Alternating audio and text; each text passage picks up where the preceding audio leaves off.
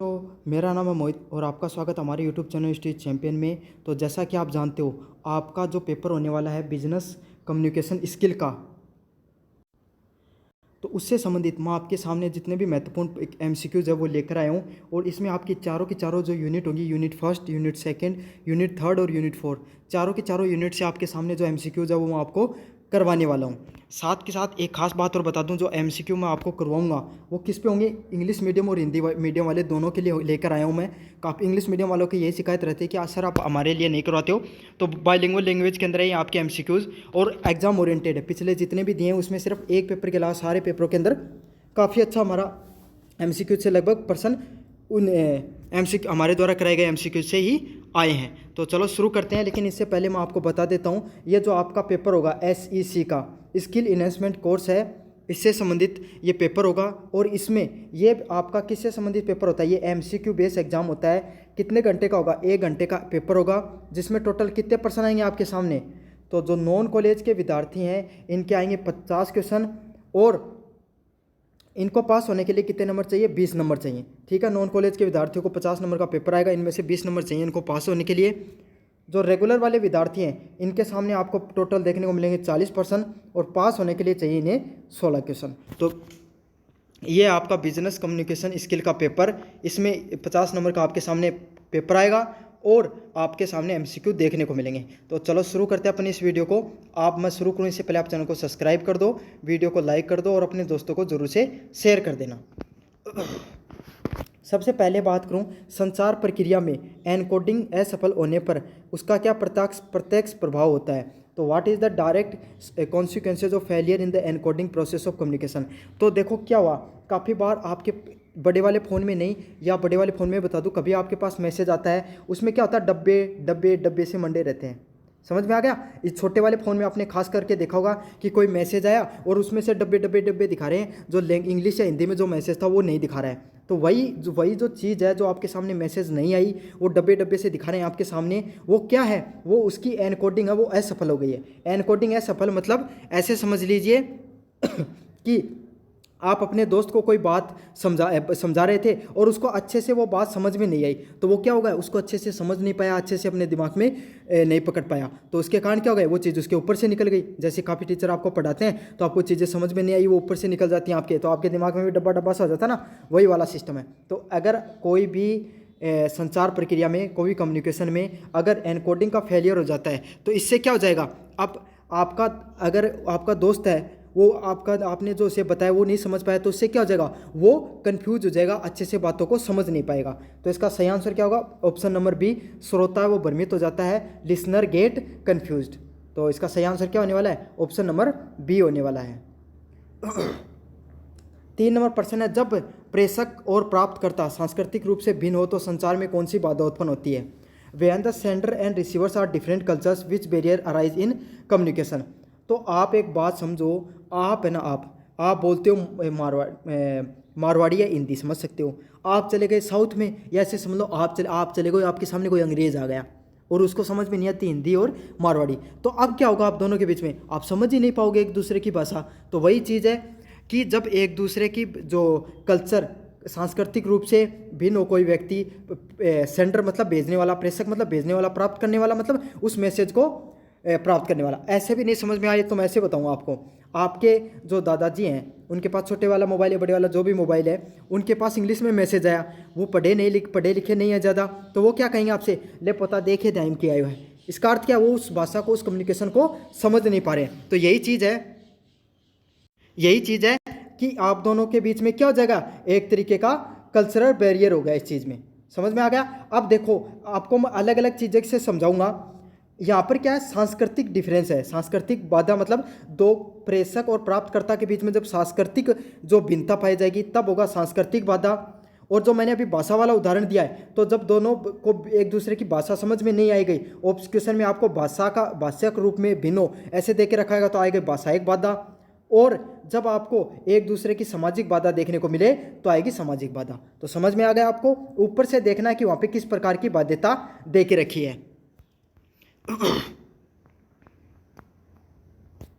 अगले वाला प्रश्न है, जब किसी संगठन में संदेश जानबूझकर दबा दिया जाता है तो यह किस प्रकार की बाधा दर्शाता है? तो when a message is intensely suppressed in an organization which barrier does it?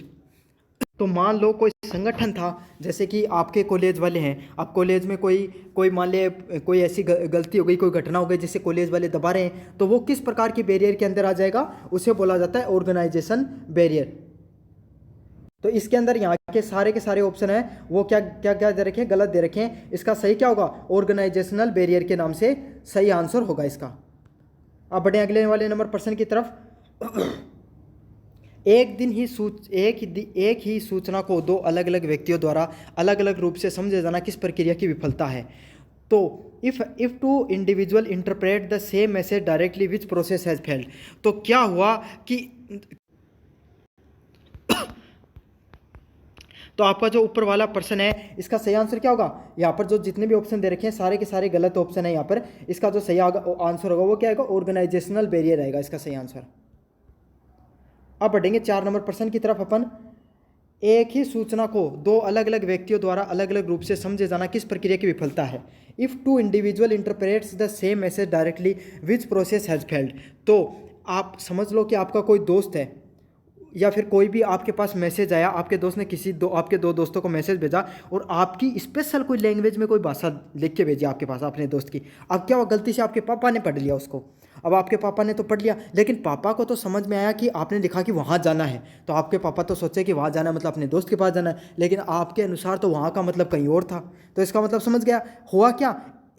Message एक था लेकिन दो व्यक्तियों ने उसको पढ़ा लेकिन अर्थ अलग अलग निकल गए। तो इस प्रकार की चीज़ों को में किस प्रकार का फेलियर दिखने को मिलेगा? उसे बोलते हैं डिकोडिंग फेलियर बोलते हैं। देखो मैं आपको आपकी भाषा में चीज़ें समझाने की प्रयास कर रहा हूँ। आप में से काफ़ी बच्चे नॉन टेक्निकल बैकग्राउंड से होंगे जिन्हें इतना ज़्यादा टेक्निकल चीज़ों का नॉलेज नहीं होगा, तो मैं इस तरीके से समझा रहा हूँ।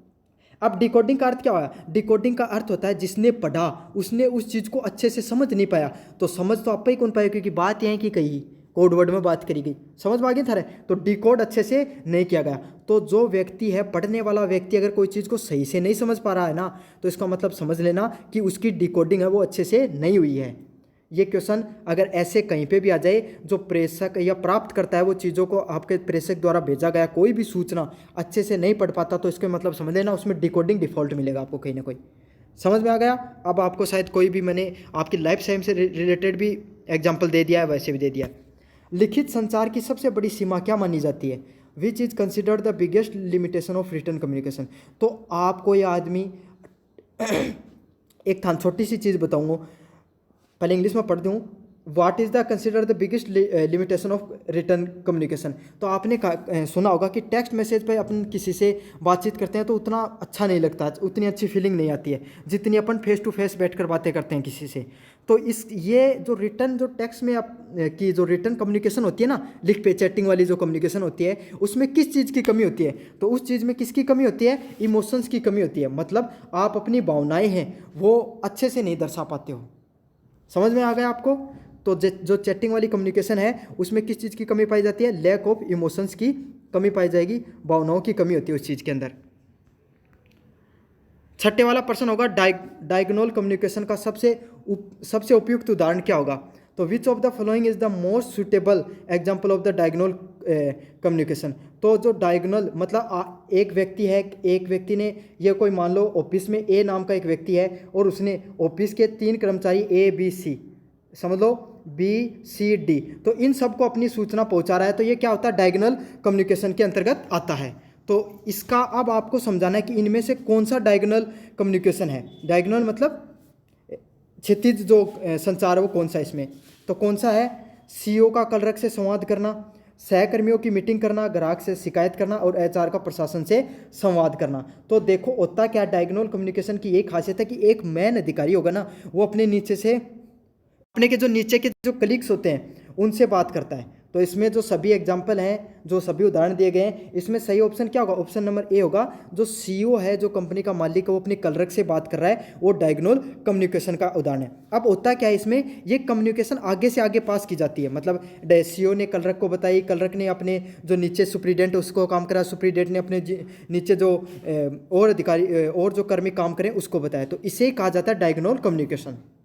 तो ये पर्सन ज़रूरी नहीं आपको इस एग्जाम्पल के साथ है, अलग एग्जाम्पल के साथ आ सकता है, लेकिन आपको इस उदाहरण से आप समझ गए होंगे। आपको अगर ऐसा ऑप्शन आए जिसमें एक उच्च स्तर का अधिकारी जो उससे नीचे जितने भी अधिकारी होते हैं उसको सूचना पास करता है, तो डायगोनल कम्युनिकेशन के अंतर्गत आता है। अगले वाला प्रश्न है, प्रभावी व्यावसायिक संचार के लिए टोन का क्या महत्व होता है? Why is the tone important in the effective communication, effective business communication? तो क्या होता है, देखो एक कोई व्यक्ति है वो आपको सही से चीज़ें समझा पा रहा है, तो इससे क्या फ़ायदा होगा उसके साथ? अच्छा, एक तो कोई भी व्यक्ति है वो अच्छे से चीज़ों को समझ पाएगा, दूसरा क्या होगा, इमोशनल कनेक्शन है वो अच्छा बनेगा। जैसे कि मैं आपको एक बात बताऊं, एक कोई बात है वो आपके पापा आपको समझाई, समझ में आ गया, और वही बात आपका दोस्त वही बात आपको अच्छे से समझाए, तो किसकी बात आपको ज़्यादा अच्छे से समझ में आएगी? आपकी दोस्त की समझ में आएगी। क्यों? क्योंकि वो अपनी भाषा में, आप जैसी भाषा समझते हो वैसी भाषा में आपको समझाएगा, उसकी टोन भी वैसी होगी। इसीलिए क्या होगा, और उम्र का फ़र्क हो जाता है, जनरेशन गैप का फ़र्क हो जाता है, वो आपकी एज का है, सेम आपकी इमोशन है, सेम आपकी फीलिंग है, सेम आपकी थिंकिंग है, तो वो टोन मैच हो जाती है, मतलब आपकी फीलिंग मैच हो जाती है, इमोशंस मैच हो जाते हैं। तो जहाँ पर टोन का जो इम्पोर्टेंस होता है, जहाँ पर अच्छे से संचार किया जाता है बिजनेस के अंदर, तो उससे क्या होगा, इमोशनल इम्पैक्ट होगा। ऐसे भी नहीं समझ में आया तो एक और उदाहरण देके समझा दूँ। आप कोई दुकान पर जाते हो, तो आपके पास दो उदाहरण, आपके गांव में आप सामान खरीदने जाते हो, शहर के हो तो आप कोई सामान खरीदने जाते हो, सभी व्यक्ति आपको पता है कपड़े लेने जाते हो या कोई भी चीज़, एक ना एक ऐसी दुकान होती है जिसपे आप अधिकतर चीज़ें खरीदते हो। क्यों खरीदते हो? क्योंकि वहाँ पर जो दुकानदार है ना उसकी बोली इतनी बढ़िया होगी, वो चीज़ों को ऐसे बता देगा आपको कि चाहे वो 1000 रुपये की चीज़ है ना, चाहे आपको 1200 में दे दे। समझ में आ गया? आप लेने वाले तो नहीं हो, लेने वाले तो आप 800 में हो, लेकिन फिर भी आपको ले लोगे क्योंकि उसकी बोली इतनी बढ़िया है। तो यही फ़र्क होता है, जिस व्यक्ति की बोली अच्छी होती है, जिस व्यक्ति की टोन अच्छी होती है, वो कोई भी व्यक्ति उस पर क्या कर लेता है, इमोशनल इम्पैक्ट कर लेता है। समझ में आ गया? जैसी मेरी बोली आप अच्छे से समझ पाते हो, वही बात है। अगले वाला प्रश्न है, यदि फीडबैक में देरी हो जाए तो संचार प्रक्रिया में क्या दुष्प्रभाव होगा? तो what is the negative impact of delayed feedback in the communication process? तो क्या होगा, देखो फीडबैक में क्या समस्या, जैसे आपने अमेजोन से कोई एक चीज़ मंगाई और वो क्या हुआ, गलत आ गई, और आपने उसको कॉल किया तो अमेजोन वाले वो फ़ोन नहीं उठा रहे, आपकी फीडबैक को नहीं ले रहे, तो इससे क्या होता है, आपके और जो कंपनी है उसके बीच में क्या हो जाता है, डायलॉग ब्रेक हो जाता है, मतलब प्रवाह टूट जाता है। तो इसका सही आंसर क्या होगा, ऑप्शन नंबर बी होगा, संवाद का प्रवाह टूटता है। 9 नंबर प्रश्न है, नीचे दिए गए कौन सा तत्व है संचार की दो तरफा प्रक्रिया को सुनिश्चित करता है? तो इनमें से टू डायरेक्शनल कम्युनिकेशन कौन सा है? टू वे कम्युनिकेशन, मतलब आप सामने वाले को कोई चीज़ कहोगे फिर वो उसका जवाब देगा, फिर आप सामने वाले को कहोगे तो वो आपको जवाब देगा। तो अगर आप किसी को आदेश दे रहे हो तो आदेश तो एक व्यक्ति देता है, दूसरा सुनता है। जानकारी दे रहे हो तो एक व्यक्ति जानकारी देने वाला, जैसे मैं पढ़ा रहा हूँ, आपको जानकारी दे रहे हो तो मैं आपको चीज़ें बता रहा हूँ और आप सुन रहे हो अच्छे से, तो वन डायरेक्शनल कम्युनिकेशन हो गया। अगले वाला फीडबैक देना। फीडबैक देने का अर्थ क्या होता है कि मैंने आपको क्लास ली और आपने मैसेज किया कि सर आपकी क्लास हमें बहुत अच्छी लगी, आपकी क्लास से MCQ ऐसे कैसे आगे, और फिर मैंने लिखा थैंक यू सो मच। तो अब क्या होगा, टू डायरेक्शनल कम्युनिकेशन होगी, नहीं, आपने मैसेज किया और मैंने किया। समझ में आ गया? तो यही चीज़ किस में आती है, फीडबैक के अंदर आती है। टू वे कम्युनिकेशन, वो किसके अंतर्गत आता है, टू वे कम्युनिकेशन के अंतर्गत आता है, दो तरफा प्रक्रिया के अंतर्गत आता है। हर पर्सन का मैं एक व्यवहारिक आपको एग्जांपल देने का प्रयास कर रहा हूँ ताकि अच्छे से समझ में आ जाए। आकर मैं भी चाहूँ तो आपका ऐसे करवा सकता हूँ कि टू वे दो तरफा प्रक्रिया कौन सुनिश्चित करती है, फीडबैक इसका सही आंसर होगा। अर्थ आपको कोई समझाई नहीं, इसका कोई मतलब नहीं है। अब देखो एक चीज़ बता देता हूँ, MCQ बेस एग्जाम है, सेम टू सेम क्वेश्चन आए या नहीं आए, ज़रूरी नहीं है कि मैं PDF दूँ उसी से प्रश्न आए, ये मैं खुली बात कहता हूँ। देखो, लेकिन जो मैं आपको थ्योरी बता रहा हूँ, जो मैं उदाहरण बता रहा हूँ, उनको अच्छे से समझ लेना, आपको वो एग्जाम में बहुत काम आएंगी वो चीज़ें। और ये सब चीज़ें जो मैं MCQ बनाता हूँ, ये ऐसे नहीं कि आप बस ऐसे टाइप करके बना लिया सिर्फ उठाकर कहीं से सीरीज से, मैं पूरी रिसर्च करता हूँ, प्रीवियस ईयर पेपर को देखता हूँ, फिर उसके बाद मैं यूनिट वाइज देखता हूँ, तब पेपर बनाता हूँ। लेकिन आपको पता, आप एग्जाम सेट करने वाला उसका क्या दिमाग खिसक जाए। पिछला पेपर हुआ था ट्रेडिशनल मेडिसिन का, तो किसी मेडिकल के बहुत बड़े प्रोफेसर को दे दिया, ऐसा पेपर बनाया है उसने, सारी दवाइयों के नाम पूछ लिए। अब बताओ एक BA का स्टूडेंट दवाइयों के नाम कैसे बता पाएगा, मतलब तो वही चीज़ है, और उसने 1 यूनिट से सबसे ज़्यादा प्रश्न पूछ लिए। तो इसीलिए कहता हूँ आप थ्योरी को अच्छे से पढ़ा करो, वीडियो को पूरा देखा करो, बहुत काम आएंगी हर चीज़ें। अगले वाला प्रश्न है, जब संचार श्रोताओं की ज़रूरतों को नहीं ध्यान में रखता है तो वह कैसा होता है? तो when communication ignore the audience need it became. तो क्या होता है, जब कोई कंपनी है या कोई दुकानदार से आप समझ लो, दुकानदार के पास आप कोई चीज़ लेने के लिए चले गए, ठीक है, आपने दुकान पे गए, आपने क्या क्या लेकर आए, उससे मान लो कोई कपड़ा खरीद कर लेकर आए, और फिर आप दुकान वालों के पास वापस गए कि मुझे ये चीज़ पसंद नहीं है, ये आपके कपड़ा ना ये अच्छा नहीं होता है, ये क्या वक्त के साथ रंग छोड़ देता है, या फिर ऐसे समझ लो कि इससे धागे निकलने लग जाते हैं, ऐसे समझ लो आपकी बढ़िया क्वालिटी का कपड़ा नहीं, क्वालिटी डिफ़ॉल्ट है इसका। दुकानदार के पास गए, दुकानदार बोला मुझे तो नहीं पता भाई, मैं तो आपको लेना तो लो वरना मत लो, ऐसी बात बोल दी, तो आप क्या कहोगे उसको? वो तो बहुत घमंडी आदमी है। समझ में आ गया? यही तो बात बोलोगे आप उसको जाकर। तो यही बात है, जब communication ignore the audience need, जब है संचार है वो स्रोतों की ज़रूरतों को ध्यान नहीं रखता है। अब दुकानदार है ना, वो ऑडियंस की बात नहीं सुन रहा, वो क्या कर रहा है, खरीदना तो खरीदो वरना मत खरीदो। तो वही वाली बात आ जाती है इस चीज़ के अंदर भी। तो इसका सही आंसर क्या होगा? वो सेल्फ सेंट्रिड है, आप आत्म केंद्रित है। तो यहाँ समझ लो, जो आप मत घमंड वाली बात बताए ना कि वो बहुत घमंडी है, तो यह किससे संबंधित है, या इन इंग्लिश में सेल्फ सेंट्रेड चीज़ बोले जाए कि भाई खुद की माना और कोई की तो बात मानने ही को नहीं। समझ में आ गया? तो समझ में आ गया, जहाँ पर जो ऑडियंस है, जो श्रोता है या फिर जो कस्टमर है, उसकी बातों को नहीं सुना जा रहा है, तो वहाँ पर क्या होगा, सेल्फ सेंट्रेड चीज़ें होंगी। अगले वाला प्रश्न है, व्यावसायिक संचार में संप्रेषण की निरंतरता क्यों आवश्यक है? What is the continuity in the transmission essential in the business communication? तो इसमें क्या बताया गया है कि जो कम्युनिकेशन है, बातचीत हो रही है, तो वो दो तरफा हो। अब एक छोटा सा उदाहरण देके रखूं, अब आप और आपके दोस्त हो और डेली बात करो, तो क्या रखो, थारी दोस्ती मजबूत रहेगी और ज़्यादा दिन चलेगी।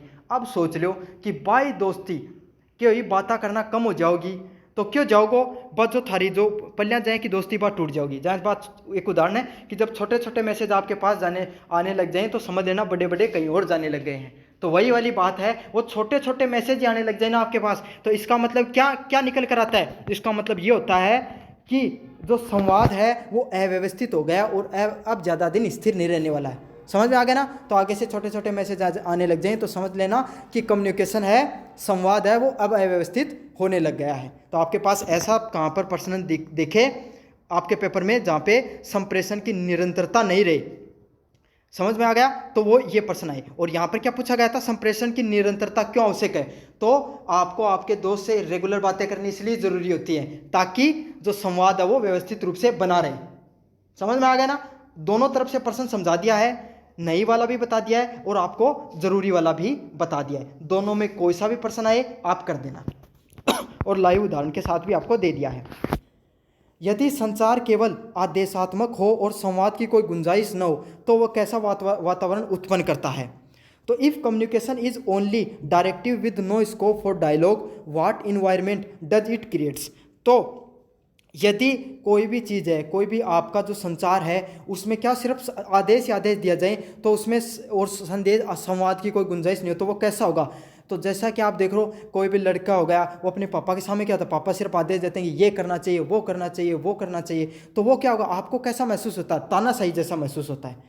समझ गए? एक तांत्रिक जैसा महसूस होता है कि हमारी तो कोई बातें सुनता ही नहीं है, और क्या एक तरफ से ही आप क्या दिए जाते हैं, ऑर्डर दिए जाते हैं। तो वही होता है, इसको क्या बोलते हैं, ऑटोक्रेटिक सिस्टम माना जाता है, जहाँ पर सिर्फ आदेश दिए जाते हैं और आप संचार नहीं कर सकते। समझ में आ गया? कंपनी कोई कस्टमर के माध्यम से बताओ या पापा वाले उदाहरण से समझ जाओगे आप अच्छे से। सारा उदाहरण आज पापा जी पे ही लिया है। प्रभावशाली गैर मौखिक संचार का सबसे सटीक उदाहरण क्या है? What is the most accurate example of effective non verbal communication? तो इसका क्या उदाहरण है कि बात करके, मतलब आप संवाद करके, फ़ोन पे कोई बात नहीं कर रहा, तो उसके अलावा सबसे इफेक्टिव तरीकों के बात करने को तो मैं बताऊंगा थान के बालकपन में थे कोई बातचीत करी कि स्कूल में बैठे हो, दो दोस्त हो, अब मैं सामने बैठे हो, समझ में आ गई? टेबल का करना, टेबल गाल के कोई टाइम में थे भी बैठा होगा स्कूल में, थोड़ा ही दिन होगा था निकला, क्योंकि पिछली बार 12 साल में यहाँ 12 क्लास में यहाँ, तो क्या होगा, जब क्लास में टीचर आया करती और थे के कराया करता, साम लाऊं इशारा बात कराया करता, तो बाई चीज़ है, बात कौन कर सको, क्यों टीचर खड़े है, तो क्या करोगा, इशारों बात करोगा। तो यही है कि जब वर्बल कम्युनिकेशन काम नहीं कर रहा हो तो किस कम्युनिकेशन में बात किया जाता है, नॉन वर्बल कम्युनिकेशन होता है। और उस नॉन वर्बल कम्युनिकेशन में किस तरीके से बातें होती हैं, इशारों से बातें होती हैं। અહીંયા भी नहीं समझ में आओ तो थाने टेक्निकल भाषा भी समझा दूँ। कभी कभी आप जो न्यूज़ टेलीविज़न देखते हो, खास करके डीडी नेशनल को देखना, जब आप वहाँ पे जो अगर बहुत बड़ी नेशनल न्यूज़ चलती है ना, तो वहाँ पर वो कम्युनिकेशन से, इशारों से आपको चीज़ों को समझाने का प्रयास करेगा। इसका सही आंसर क्या हो, ऑप्शन नंबर ए। वह थारा पहला उदाहरण ज़्यादा समझ में आओगे, दूसरा कब जाए। जब एक प्रबंधक अपने अनुभवों और भावनाओं को संप्रेषित करता है तो यह संचार का कौन सा कार्य है। When a manager communicates his feeling and experiences which function of communication is being fulfilled. तो एक जो प्रबंधक है वो अपने अनुभव और भावनाओं को संप्रेषित करता है, बताता है, तो इस संचार में कौन सा काम करता है। मतलब कोई आदमी थे बात कर रहा हो, कोई जहाँ छोटी सी चीज़ बताऊँ, दुकान पर कहीं कोई की दुकान पर थे जा रहे हो तो पहले थान वो ग्राहक बैठाओगो और कदे कदे क्या करा, वो सारी चीज़ आपकी गर्भित की बात बताना लग जा, मेरे घर में यो कि साहब काले कपड़ों बेचे हो तो बहुत बढ़िया कपड़ों है, इन तो वो फलाना का कप था रहे जो रिश्तेदार पड़ोस में रही वह भी लेके गया हाँ हम अहियाँ की चीज़ कोई आदमी थाने बताओ लग जाए। मतलब आपके साथ एक पारिवारिक बातें करने लग जाए। अगर आप किसी दुकान पे जाओ या किसी से बातें करने लग जाओ तो उससे आपका क्या एक विशेष जुड़ाव हो जाता है। तो किस प्रकार का जुड़ाव हो जाता है, वो इमोशनल जुड़ाव हो जाता है। तो समझ में आ गया, कोई भी प्रबंधक है वो अनुभव और भावनाओं को आपको बताता है, संप्रेषित करता है, तो इससे आपका कौन सा कनेक्शन बनता है, उससे बनता है आपका इमोशनल या भावनात्मक जुड़ाव। तो अहियाँ का उदाहरण देके तो बिजनेस कम्युनिकेशन में थाने कोई पटा कौन सके। 15 नंबर प्रश्न है, यदि श्रोताएं अपनी पूर्व मान्यताओं के आधार पर संदेश को समझे तो वह कौन सी बाधा है। If A receiver interprets A message based on prior beliefs it is which type of barrier. तो क्या हुआ कि जब श्रोता ना, सुनने वाला अपनी पूर्व की मान्यताओं के आधार पर इस संदेश को समझे। मतलब कोई आदमी या पहले कोई आदमी ने एक बात को बेरो है कि मेरो तो वो फलानो आदमी है ना वो दुश्मन है, उन पल्ले ही बेरो है, तो वो बेचारा कोई बढ़िया बात बताओगे, अगर वो आपका कोई वो अच्छी बात भी अगर आपको बताएगा, मारवाड़ी में हिंदी में समझा दूँ। काफ़ी बच्चे मैसेज करते हैं कि सर हमें तो आप हिंदी में समझाया करो, हमें समझ में नहीं आता है। तो आपका कोई ऐसा दोस्त है जिसको क्या होती है समझ में नहीं है, उसको क्या आपसे दुश्मनी, आपके मतलब अच्छा कटु व्यवहार आप दोनों का, तो क्या अगर वो आपको अच्छी बात भी बताएगा ना तो क्या हो जाएगा, आपको लगेगा अरे ये तो ऐसे ही है, ये तो अच्छी बातें नहीं बताता है या मेरे खिलाफ ही बोलेगा ये तो इस प्रकार का जो बैरियर देखने मिलता है कि आपकी पूर्व धारणा है कि वो तो आपके बारे में सिर्फ गलत ही सोचता है। तो ऐसी कहाँ पर कोई बन जाए कि जो संदेश बन जाए, तो उसे क्या कहते हैं, फिजियोलॉजिकल बैरियर, साइकोलॉजिकल बैरियर बोला जाता है, मानसिक बाधा बोला जाता है। तो ऐसे नहीं समझ में। एक और उदाहरण देख लेता हूँ। पाकिस्तान पे आपने मीम देखे होंगे, हमारे पड़ोसी देश पाकिस्तान पे। अब पाकिस्तान पे अगर कोई चीज़ बढ़िया भी होती है तो अपन क्या सोचते हैं, अरे ये तो ऐसा ही एकदम भूखा देश है। समझ में आ गया। तो ये क्या अपना साइकोलॉजिकल बैरियर है। या पाकिस्तान के नाम में आते हैं अपने कैसी फीलिंग आती है कि वो तो अपना दुश्मन है, तो वो अपनी पूर्व धारणा है, साइकोलॉजिकल बैरियर बोला जाता है, जो आपकी पूर्व धारणा होती है। और आपके सर्कल में बोलूँ, आपके कोई दोस्त होगा ऐसा जिसके लिए आपकी ऐसी धारणा है कि ये तो मेरा दुश्मन है, ये मेरे खिलाफ अच्छा नहीं सोचता है। समझ में आ गया। इसे कहते हैं मानसिक बाधा। तो कमेंट बॉक्स में बताओ कि आपका भी ऐसा कोई दोस्त है क्या। 16 नंबर प्रश्न है, एक संगठन में संचार का प्रभाव किस बात पर सबसे अधिक निर्भर करता है। तो एक संगठन में the effectiveness of communication in an organization depend most on. तो एक कोई भी आपको पता है, कोई बिजनेस हो, कोई आपका घर हो, चाहे कहीं पर भी हो, चाहे कोई देश हो, कहीं पर भी हो, अगर उसको अच्छे से चलाना है तो उसके अंदर किस बात की कला मुख्यतः होना चाहिए, उसमें किसकी क्वालिटी होनी चाहिए, लीडरशिप की स्टाइल होनी चाहिए, एक आपको जो नेतृत्व की है वो शैली होनी चाहिए। तो effective of communication in organization depends on. समझ में आ गया। मतलब संगठन में संचार का प्रभाव पड़े, मतलब थे कोई ने बात कही, आपने किसी को बात कही और वो बात है सामने वाले सभी लोगों को प्रभावित कर गई, तो इसका मतलब कि आपके अंदर कैसी क्वालिटी है, लीडरशिप की क्वालिटी है। समझ में आ गया क्वेश्चन आपको अच्छे से। निम्न में से कौन सा चैनल संचार के औपचारिक स्रोतों को परिभाषित करता है। Which of the following defines a formal channel of communication. तो फॉर्मल क्या होता है, देखो दो प्रकार का कम्युनिकेशन होता है, इनफॉर्मल और फॉर्मल कम्युनिकेशन। तो ऐसे समझ लो कि आप आपको दो उदाहरण दूंगा, एक तो आपके घर का और एक आपका बाहर का। तो आप और आपके पिताजी के बीच में, घर वालों के बीच में जो कम्युनिकेशन होती है, बातचीत होती है, वो होती है फॉर्मल, औपचारिक बातचीत। समझ में आ गई? आप गलत नहीं बोल सकते वहाँ पर कोई भी ऐसी चीज़ें। और आपके दोस्त में जो बातचीत होती है वो होती है अनौपचारिक, इनफॉर्मल कम्युनिकेशन। ये तो था। वैसे दूसरी बात, कोई इंस्टीट्यूट से संबंधित बता दूं, तो आपने कोई भी इंस्टीट्यूट को मैसेज लिखा, या जैसे आप समझ लो SSID पे कोई फॉर्म भरा, तो SSID राजस्थान गवर्नमेंट वो आपके पास मैसेज भेजते हैं भैया आपका रजिस्ट्रेशन नंबर वगैरह वो सब है, वो ईमेल आता है। आपने अगर आपकी कोई ईमेल पे कोई दिक्कत आ गई, सॉरी SSO में कोई दिक्कत आ गई, तो आप ईमेल कर देते हो काफ़ी बार, तो वो कैसी कम्युनिकेशन में आता है? इनफॉर्मल कम्युनिकेशन में आता है। इनफॉर्मल में कैसे आएगा? आप अपने दोस्त के साथ व्हाट्सएप पे चैटिंग कर रहे हो, वो इनफॉर्मल में आ जाएगा। तो इसमें से देखो, ये सब ऑप्शन है। इसमें से ईमेल पे अपन बातें करते हैं ना, तो ईमेल पे थे कोई के साथ चैटिंग थोड़ी करो हो, कोई के साथ ही कौन करो ना, कंपनी का मैसेज या इन, तो क्या हुआ वो फॉर्मल के लिए सबसे बढ़िया उदाहरण कौन सा इसमें से? ईमेल ही है। बाकी सोशल मीडिया कमेंट होगा, अफवाह होगा, गॉसिप होगा, ये सब किस में आते हैं? इनफॉर्मल कम्युनिकेशन में आते हैं। तो आपको समझ में आ गया इनफॉर्मल और फॉर्मल कम्युनिकेशन के बीच का अंतर। What is the most crucial trait of an efficient sender? तो एक कुशल प्रेषक सेंडर के लिए सबसे महत्वपूर्ण गुण क्या होता है? तो एक जो अच्छा, जो भेजने वाला व्यक्ति है ना, चाहे कोई थारकन कोई आदमी मैसेज भेजो और थे बहुत बढ़िया तरीका से समझ गया उस चीज़ में, तो वो मैसेज में के बात ही के ही भले बात तो यह है कि भेज रहे हो कौन है, इस चीज़ पर भी बहुत ज़्यादा निर्भर करे है। लेकिन उसमें कि किस बात की स्पष्टता होगी? या तो गर्भित की बात है थार से उम्र की, लेकिन उस जो मैसेज है उसको अगर आप अच्छे से समझ गया तो उसमें क्या होगी? क्लियरिटी होगी, स्पष्टता से लिखी होगी। अब एक बात देखो, हिंदी मीडियम का बच्चे होंगे इसमें से काफ़ी, जिनको थोड़ी उनकी इंग्लिश वीक होती है ना, होती नहीं है मतलब होगी आप में से काफ़ी बच्चों की, मेरी भी है, आपकी सबकी होती है इंडिया में।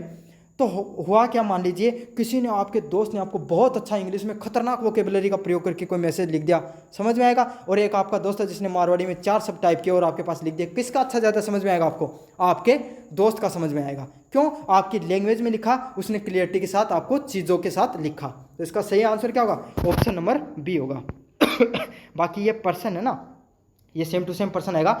ये डिपेंड करता है कि पर्सन बनाने वाला है वो शायद सोच कैसे रहा, इसके ऑप्शन चेंज हो सकते हैं। व्यवहारिक संचार में सोशल मीडिया का बढ़ता उपयोग किस प्रवृत्ति को दिखाता है? Increasing use of social media in business communication reflect which trends? तो किसको दिखाता है? यह दिखाता है डिजिटल साक्षरता को। तो आपको पता भाई, कोई भी चीज़ आजकल हर मार्केट है, हर चीज़ आपको डिजिटल दिख जाती है। कोई भी कंपनी हो, आप जिससे पढ़ते हो, मैं आपको पढ़ा रहा हूँ, वो भी कहाँ पर है? डिजिटली पढ़ा रहा हूँ। तो ये किस चीज़ को दिखाती है? और आजकल आप डिजिटल पेपर से पहले आते हो, क्लास देख लेते हो और उसमें से पास हो जाते हो। लेकिन पहले ऐसा नहीं होता था, सीरीज़ वगैरह में पढ़ते रहते थे, समझ में नहीं आता क्या पढ़ना है क्या नहीं पढ़ना है, कौन सा इंपॉर्टेंट है। लेकिन जब से आपने यूनिवर्सिटी चैंपियन यूट्यूब चैनल को सब्सक्राइब किया, तब से देख लो आपका कितना फायदा हुआ है। तो इसका सही आंसर क्या होगा? ऑप्शन नंबर सी होगा, एम्पावरमेंट ऑफ डिजिटलाइजेशन का फायदा होता है। 20 नंबर प्रश्न है, व्यावसायिक संचार की सफलता का मूलभूत मानक क्या है? What is the fundamental standard of success in business communication? तो जो व्यावसायिक संचार, उसमें सफलता का मूलभूत मानक क्या होता है? तो आपने किसी को कोई बात कही, समझ में, कोई इंसान है, आपका कोई एक दोस्त मान लीजिए, जिसको आप काफ़ी दिनों से कोई बात मनाने के लग रहे हो, मतलब आपको अपनी फीलिंग समझाने के लग रहे हो, और एक दिन ऐसा आया कि उसने आपकी बात मान ली, हाँ कर दी उसने किसी चीज़ के लिए। मान लो ऐसे जन्मदिन था उसका और पार्टी के लिए पार्टी देने के लिए हाँ कर दिया। और भी कोई उदाहरण ले लो जैसा आपको अच्छा लगे वो वाला। तो उसमें क्या होगा? तो उस चीज़ से आपको क्या मिला? तो उसको कैसी सफलता मिली इस चीज़ में? आपको उसमें सफलता मिली, आपको उपेक्षित प्रतिक्रिया की प्राप्तता, मतलब आप जो ऐसा रिजल्ट चाहते थे वो आपको मिल गया। हाई तो करवाना चाहते थे, हाँ मिल गई आपको, तो वही चीज़ है। इसका सही आंसर क्या होगा? उपेक्षित प्रतिक्रिया की प्राप्ति से संबंधित होगा इसका आंसर। तो व्यावसायिक संचार की सफलता जब भी होती है जब आप किसी चीज़ को जो प्राप्त करना चाहते हो वो प्राप्त हो जाए। समझ में आ गया ना? जब बातचीत में विज्ञापन, एडवर्टाइजमेंट का मुख्य उद्देश्य क्या होता है? What is the primary objective of an advertisement? तो एडवर्टाइजमेंट का, अब पहली यूनिट खत्म हो चुकी है आपकी पूरी तरीके से, अब यूनिट नंबर 2 पे पहुंच गए अपन। तो पहला प्रश्न है, विज्ञापन, एडवर्टाइजमेंट का मुख्य उद्देश्य क्या होता है? What is the primary objective of an advertisement? तो एडवर्टाइजमेंट का मुख्य फायदा क्या होता है? आपको ये किसी को बताने की जरूरत नहीं है एडवर्टाइजमेंट का क्या फ़ायदा होता है। हर इंसान का जो प्रोडक्ट है, जो भी बेच रहा है, उसको क्या होता है, प्रचारित हो जाता है। जैसे कि मैं आपको एक उदाहरण बताऊं, विराट कोहली है। विराट कोहली ने जो प्रेमानंद जी महाराज हैं उनके पास गए थे, तब से उनकी पॉपुलैरिटी देखो कितनी बढ़ गई। ये छोड़ो, ये भी अच्छा उदाहरण है। तो उनकी पॉपुलैरिटी कितनी बढ़ गई, वैसे उनको जरूरत भी नहीं थी। उसके अलावा मैं कोई उदाहरण बताऊं, अगर कोई फेमस पर्सनैलिटी आपको बताकर 5-10 बार यही चीज़ कहते कि ये प्रोडक्ट बहुत अच्छा, आप जरूर से खरीद लीजिए, तो आपके कभी ना कभी मन में आ जाती है कि सच में अच्छी बात होगी अगर ये कह रहा है तो इससे क्या होता है, ये एडवर्टाइजमेंट से क्या होता है, प्रोडक्ट के बारे में आपको पता भी चलता है और वो प्रमोट भी होता है। अब आज जैसे आप भी मेरा एडवर्टाइजमेंट कर सकते हो, आप अपने दोस्तों को बताकर और शेयर करके। तो अभी तक शेयर नहीं किया तो शेयर कर दो, क्या कर रहे हो, इतनी देर हो गई आपको वीडियो देखते हुए। एक अच्छा विज्ञापन कैसा होना चाहिए, what should a good advertisement be like. तो अच्छा विज्ञापन कैसा होना चाहिए, अच्छा विज्ञापन कैसा होगा, देखो अच्छा विज्ञापन कैसा होता है आपको पता हो, ऐसा विज्ञापन हो, छोटा सा तो विज्ञापन हो, छोटा सा आना चाहिए, और कैसा होना चाहिए, आपको आंखों को देखकर मजा आ जाए, ऐसे वाला होना चाहिए। तो क्या हो गया, आप मन लगा कर देखोगे। वरना पहले आता था कोलगेट का एग्जाम्पल, क्या आपकी जो कोलगेट है उसमें नमक है, तो ऐसा होता है वो आपको इरिटेट करते हैं। ऐसे वाले काफ़ी एडवर्टाइजमेंट आते हैं जो आपको इरिटेट करते हैं, जब मैच देखते हो उनमें इरिटेट करते हैं। तो ऐसा नहीं होना चाहिए, छोटा सा आना चाहिए और आपको देखकर अच्छा लगना चाहिए। समझ में आ गया। तो इसका सही आंसर क्या होगा, ऑप्शन नंबर बी होगा। शॉर्ट एंड कैची होना चाहिए, संक्षिप्त और आकर्षक होना चाहिए। एक दो ऐसी चीज़ें दिखा दिया आपने कि देखने वाले को मज़ा आ गया, तो क्या होगा, नहीं खरीदेगा तो भी खरीद लेगा आपकी चीज़ें। 3 नंबर प्रश्न है, निविदा टेंडर आमंत्रित में स्पष्ट रूप से क्या उल्लेख करना चाहिए, what should be clearly mention in the tender invitation. तो कोई भी व्यक्ति है वो टेंडर भर रहा है, जैसे आपके गांव की जो सड़क बनती है ना, उस गांव या शहर के अंदर मान लीजिए हाईवे बन रहा है, और जो गांव वाले वो सड़क का मान लो उदाहरण, छोटे वाली सीमेंटेड वाली, तो क्या होगा, अब उसके गांव में जो गांव के है जो उसको ठेकेदार बना रहा है, तो उसको क्या क्या भरना चाहिए। तो समझो कि थारम आप में से कोई एक ठेकेदार बनने जा रहा है, तो वो क्या करेगा, तो उसको याद रखनी है चीज़, उसको क्या करना है, प्राइस। सबसे पहले तो ये बताएगा कि मैं इतने प्राइस में इस चीज़ को करके दूंगा। दूसरी टाइमलाइन, इतने दिन में करके दूंगा। तीसरा क्या हुआ, टर्म्स शर्तें। અહીંયા भी नहीं समझ में आओ तो અહીંયા समझ लो कि मकान बनाते हैं ना, मकान बनते, गांव वाले ज़्यादा समझ में आएंगे। तो वो क्या करते हैं, कोई भी काम कराते हैं उसको ठेके पे दे देते हैं भाई, और ठेके पे देते हो तो आप किस किस चीज़ का ध्यान रखते हो, सबसे पहले उसको पूछते भाई कितना रुपये में करोगे, कितने पैसे में करेगा, कितने दिन में करके देगा। और तीसरा दान मन ने ये मजदूर ही ना, ये ना रोटी, ना तो अन्ना मैं रोटी दूंगा, ठीक है, ना अन्ना मैं चाह पियाऊँगा, और ना मेरे तरफ होने की कोई सुविधा होंगी, सब तेरी तरफ हुई, अब बता कितना पैसा लेगो। तो यो कहीं ये शर्त भी रख दी थे, समय सीमा भी और मूल्य, ये तीनों की तीनों चीज़ ही वह बताई जाएंगी कोई भी टेंडर भरता समय। समझ में आ गया होगा आपको मेरे हिसाब से सारी चीज़ें।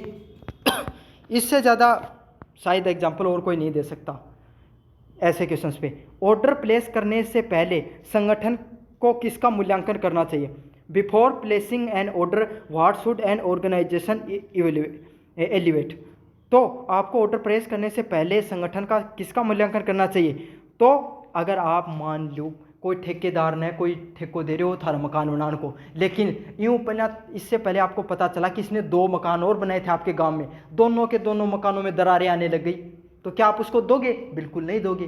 तो वही चीज़ है, आप क्या देखोगे, पहले उसका ट्रैक रिकॉर्ड देखते हो, भाई ये तो समय से बना देता है, अच्छा बनाता है, नहीं बनाता है, काम भी बढ़िया करता है, यही सब चीज़ें देखते हो ना। तो यही चीज़ है, ऑर्डर प्लेस करने से पहले आप संगठन में किसका मूल्यांकन करना चाहिए, किसका करना चाहिए, विक्रेता की विश्वसनीयता का, आपको वेंडर की जो रिलायबिलिटी है उसका ध्यान में रखना चाहिए। लाइव एग्जांपल एकदम शुद्ध उदाहरण आपके आसपास का मैंने दे दिया है।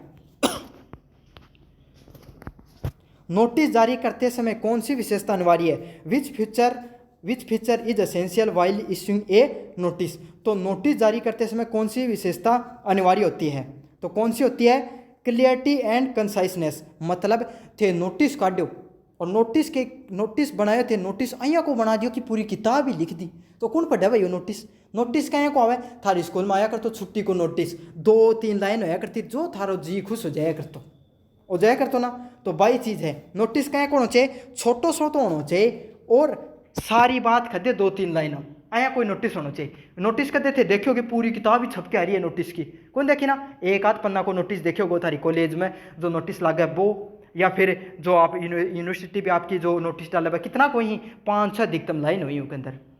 समझ में आ गया आपको? तो आप भी जीवन में जब अधिकारी बनोगे, आप में से प्रशासनिक अधिकारी बने, कोई आईएएस बन गया, कोई आईपीएस बन गया, तो आप भी नोटिस वगैरह निकालोगे, मतलब आप तो साइन ही करोगे, लेकिन पढ़ो तो गए कम से कम। तो उसमें क्या देखोगे? उसमें क्लियरिटी और कंसाइसनेस होनी चाहिए। नोटिस पत्र में समय, स्थान और विषय का उल्लेख क्यों करना चाहिए? What is it important to mention time, place and subject in a notice? तो जो कोई भी नोटिस है उसमें टाइम हो गया, प्लेस हो गया और सब्जेक्ट डालना महत्वपूर्ण क्यों होता है?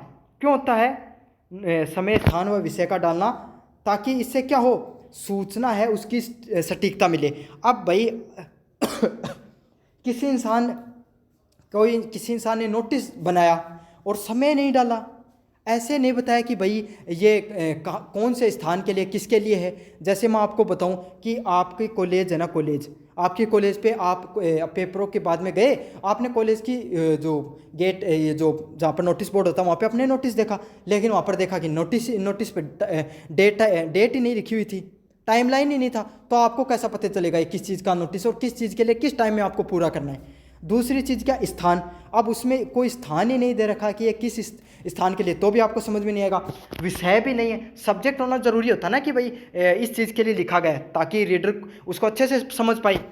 तो ये सब चीज़ें क्यों डाली जाती है? सूचना की सटीकता के लिए। समझ में आ गया आपको? सर्कुलर, कैरिकुलम और नोटिस में क्या अंतर है? What is the difference between a circular and A notice? तो ये दोनों की दोनों चीज़ें, जो सर्कुलर है और जो नोटिस है, इन दोनों में क्या फ़र्क होता है? इनमें प्राप्तकर्ता के प्रकारों का ही फ़र्क होता है, बाकी चीज़ें सेम टू सेम ही हैं। आगे बता दूंगा मैं कि प्राप्तकर्ता इनके दोनों के कैसे होते हैं पर्सन के साथ। मेमो का उपयोग मुख्य रूप से किसके लिए किया जाता है? तो what is a memo primary use for? तो मेमो है ये कहाँ पर प्रयोग किया जाता है? तो मेमो का प्रयोग है वो इंटरनल कम्युनिकेशन के लिए प्रयोग में किया जाता है। मतलब को गुपचुप की बात करी जाए ना, वह क्या पर करी जाए? मेमो के अंदर करी जाए। समझ में आ गई? तो गुपचुप वाली बातें कहाँ पर होती हैं? आंतरिक बातें कहाँ पर होती हैं? मेमो के अंतर्गत आती हैं, मेमो नाम संचार प्रणाली के अंतर्गत आती हैं। जब उच्च अधिकारी अपने अधीनस्थों को कार्य से संबंधित सूचना भेजता है तो वह क्या कहलाती है? When a senior officer send task related info to subordinate it is called. तो अब क्या हुआ कि अधिकारी वो छोटो सो नोटिस काटो कि आपने जो अधिकारी में वो छोटो सो ये जो कर्मचारी है, ये एक कर्मचारी नंबर सुनील मान लो, ये नाम को कर्मचारी है, इसको ट्रांसफर कर दियोगे। तो यो जो सूचना डाली गई यो क्या कहलाओगो? यो ज्ञापन कहलाओगो, मेमो का नाम से जाने जाओ। सॉरी, इसमें मैंने उल्टा उदाहरण दे दिया ये आपको। मतलब ये ऐसा होगा, ज्ञापन किससे संबंधित होता है? ज्ञापन संबंधित होता है कि जब आप है ना, आप मतलब एक आप गांव के कोई लोग हैं, थारा गांव में पानी नहीं आ रहा है या आपके गांव में बिजली नहीं आ रही, तो आप क्या अपने सारे गांव वाले मिलकर लिखते हो और सभी के साइन कराकर जब जेएन को देने चले गए या बिजली विभाग के अधिकारी को देने चले गए तो आप उसको ज्ञापन ही तो बोलते हो। और अखबार पढ़ते हो तब उसमें भी लिखा होता है कि भाई फलाने अधिकारी को इन गाँव वालों ने ज्ञापन सौंपा है। समझ में आ गया? ऐसे समझ लो कि आप जो यूनिवर्सिटी जाते हो और काफ़ी कॉलेज जाते हो और काफ़ी जो विद्यार्थी हैं वो सरकारी कॉलेज से हैं, तो वो क्या करते रहते हैं? वो किसी ना किसी संगठन से भी जुड़े होंगे, तो वो संगठन वाले क्या होते हैं? ज्ञापन सौंपते रहते हैं। तो उस चीज़ को क्या कहा जाता है? जब एक उच्च अधिकारी को अधीनस्थों को कार्य से संबंधित सूचना भेजते हैं तो वो क्या कहलाता है? मेमो कहलाता है। सॉरी, ये गलत बता दिया था मैंने, उल्टा उदाहरण दे दिया था। ये वाला भी समझाऊंगा उसको क्या बोलते हैं। बैठक की कार्यवाही, मिनट्स ऑफ द मीटिंग में क्या दर्ज किया जाता है? तो बैठक की जो कार्यवाही होती है, मिनट्स ऑफ मीटिंग में क्या आता है?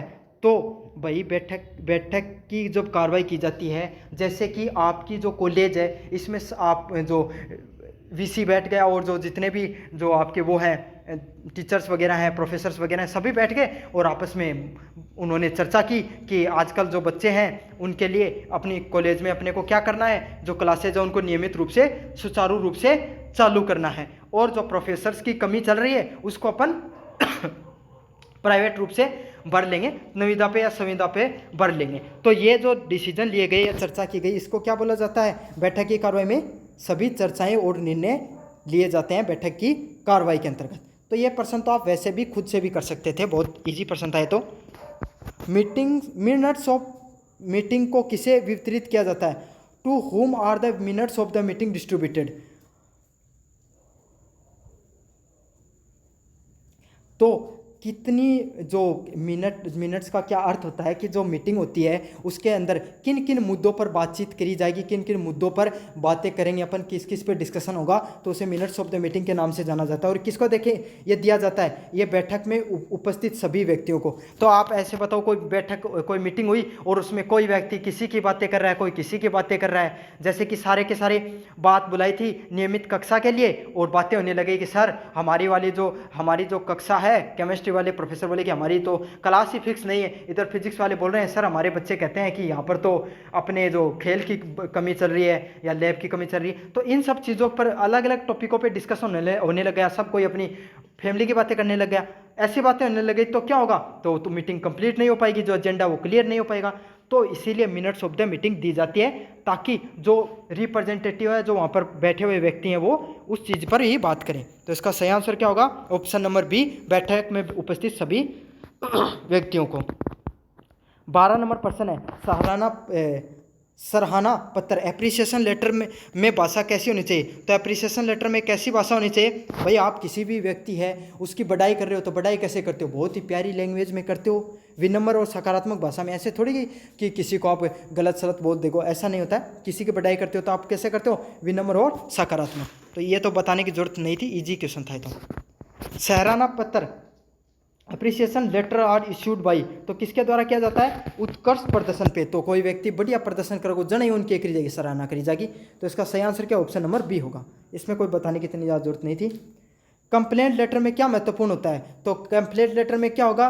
तथ्य और तर्क संगतता, रिलेट फैक्ट्स आपको देने जरूरी होते हैं। तो आप किसी भी व्यक्ति की कमियां निकाल रहे हो तो कोई ना कोई मुद्दे पर ही तो निकालोगे। समझ में आ गया? आपका जो टीचर है वो आपको बताता है कि आपके कम नंबर आए, क्यों आए? क्योंकि आपने ये न्यूमेरिकल अच्छे से नहीं किया, आपने थ्योरी में ये गलतियां की हैं। तो इसीलिए आप किसी की कमी कर रहे हो, कंप्लेन कर रहे हो, तो उसके अंदर कैसी चीज़ होनी चाहिए? उसके अंदर तथ्य होने चाहिए और तर्क भी होने चाहिए। अगले वाला प्रश्न, एक प्रभावित शिकायत पत्र की भाषा कैसी होनी चाहिए? तो एक प्रभावित शिकायत पत्र की भाषा कैसी होनी चाहिए? तो शिकायत पत्र भी कर रहे हो ना, तो ऐसा नहीं कि एकदम ही बेचारे को नेगेटिव में लेकर चले गए, आप एकदम ही उसकी कटाक्ष कर रहे हो। एक दो पहले बढ़ाई भी करनी पड़ती है। बकरे को लाल करने से पहले उसको खिलाया जाता है ना, तो वही बात है। भाषा उसकी भी कैसी होनी चाहिए? कंप्लेन पत्र की भी पोलाइट एंड क्लियर होनी चाहिए, विनम्र और स्पष्ट होनी चाहिए एकदम।